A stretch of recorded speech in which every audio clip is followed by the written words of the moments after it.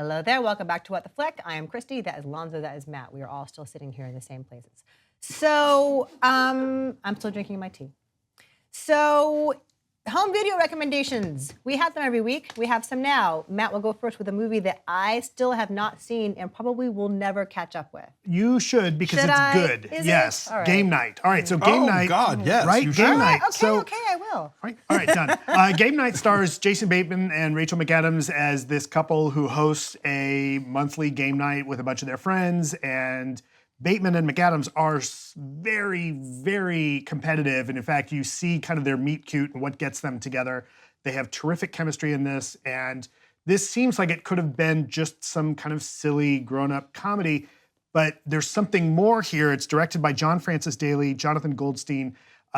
We see Jason Bateman's older brother, played by Kyle Chandler, who is kind of what it seems to be the more successful stock trader type, come over and kind of commandeer the game night, and you think, okay, well, I know where this is going, and then things get wildly out of hand, and it ends up being a little bit more active and violent than you might think, and I think this movie is hilarious and awesome, and Billy Magnuson is completely amazing in this movie. Billy Magnuson and Jesse Plemons. Yes, Jesse Plemons. Are like the oh, that's what I meant. Yes, Plemons. But Billy Magnuson too. Like there's a lot of little Yeah. sort of sneaky supporting roles that are really funny.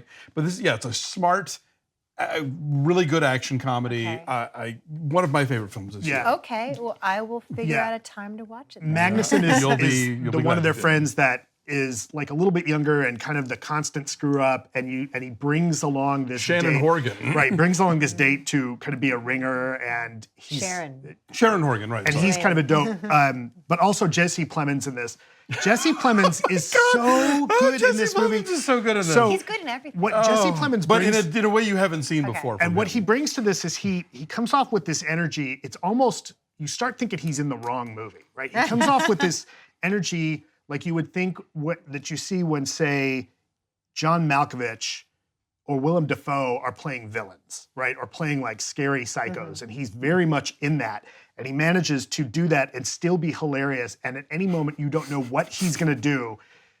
And he's kind of almost worth watching this whole movie for. But, Interesting. But the whole movie Unexpected. is worth With watching. his sweet little baby face. Exactly. He's so cute. I look forward to getting your report on this I because will. I think you will love it. I'll get back to you over the holiday weekend. All right, so what is your pick? Okay, so there was a time when Clint Eastwood was a TV star that not a lot of people knew about, and then he went to Italy and made a Western with a director that not many people knew about named Sergio Leone, and the composer was a guy that nobody knew called Ennio Morricone, but together they made A Fistful of Dollars, which is now out in a new 4K restoration on Blu-ray from Kino Lorber, and this is it is an influential film, and it's a film that sort of changed the movies and begat what we now know as the spaghetti western. But in and of itself, it's a really entertaining movie. It's Eastwood giving us The Man with No Name for the first time.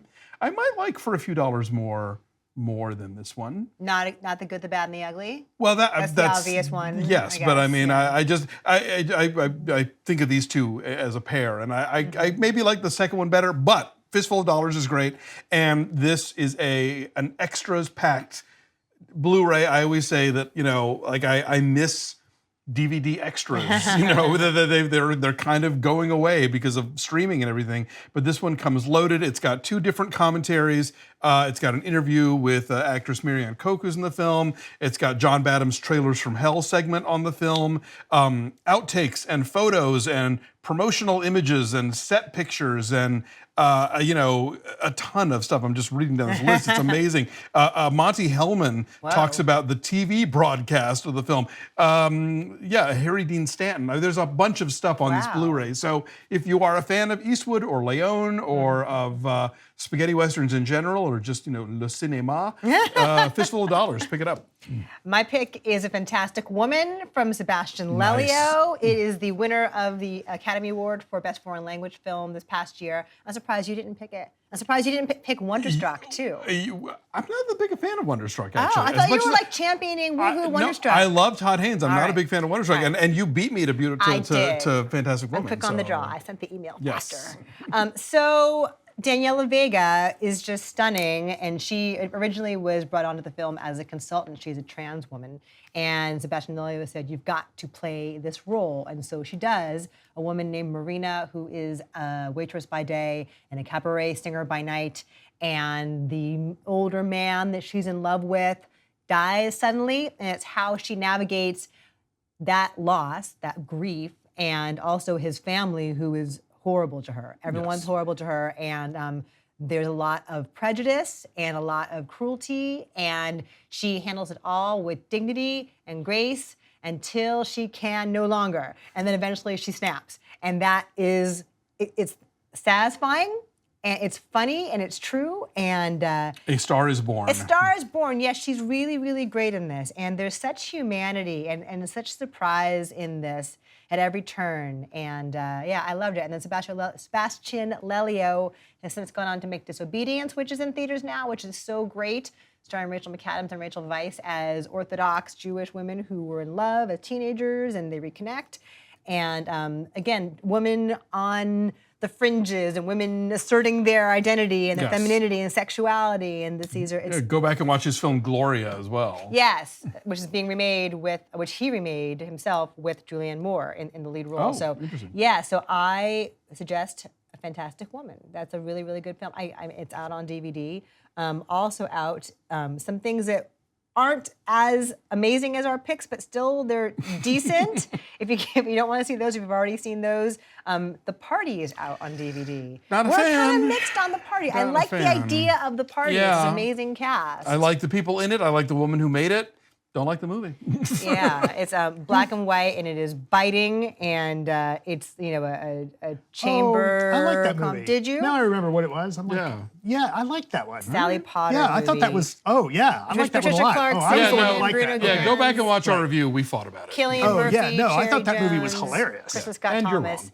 It's short. Yeah. Oh no, that movie's great. It's in black and white, and it's very claustrophobic, and it's talky. If you like talky, like chamber talky. comedy, I know, but I'm all not about this talky, one but quite not so this one, much.